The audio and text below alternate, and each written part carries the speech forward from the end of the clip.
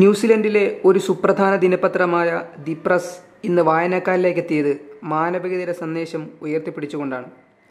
മുൻപേജിൽ സലാം എന്ന് അറബിയിൽ രേഖപ്പെടുത്തുകയും അതിനടിയിൽ ഇംഗ്ലീഷിൽ സലാം, പീസ് എന്ന് ദി പ്രസ് കുറിക്കുകയും ചെയ്തു.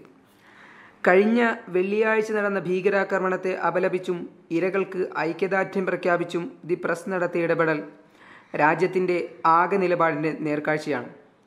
ന്യൂസിലൻഡിലെ ക്രൈസ്റ്റ് ചർച്ചിൽ മുസ്ലിങ്ങൾക്കെതിരെ നടന്ന ഭീകരാക്രമണത്തിൻ്റെ പശ്ചാത്തലത്തിൽ പ്രധാനമന്ത്രി ജസീന്ത ആൻഡേൻ്റെ മാനവികതയുടെ നിലപാടുകൾ ലോകരാജ്യങ്ങളുടെ പ്രീതി നേടുകയാണ്. ജസീന്തയ്ക്കൊപ്പം ന്യൂസിലൻഡ് ജനതയും മാധ്യമങ്ങളും സ്വീകരിക്കുന്ന നയവും ചരിത്രത്തിൽ രേഖപ്പെടുത്തേണ്ടവയാണ്.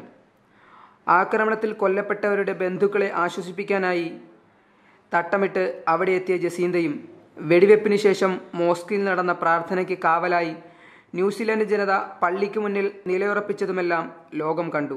രാജ്യത്ത് സെമി ഓട്ടോമാറ്റിക് തോക്കുകളുടെ വിൽപ്പന നിരോധിച്ച ന്യൂസിലൻഡ് പ്രധാനമന്ത്രി വെള്ളിയാഴ്ച നടന്ന ജുമുഅയിൽ ഇതര മതസ്ഥരോടൊപ്പം പങ്കെടുക്കുകയും ചെയ്തു. കഴിഞ്ഞ വെള്ളിയാഴ്ചയാണ് ന്യൂസിലൻഡിലെ ക്രൈസ്റ്റ് ചർച്ചിൽ രാജ്യത്തെ ഞെട്ടിച്ച ആക്രമണം നടന്നത്.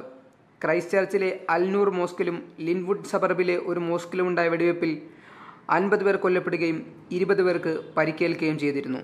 News desk big 14.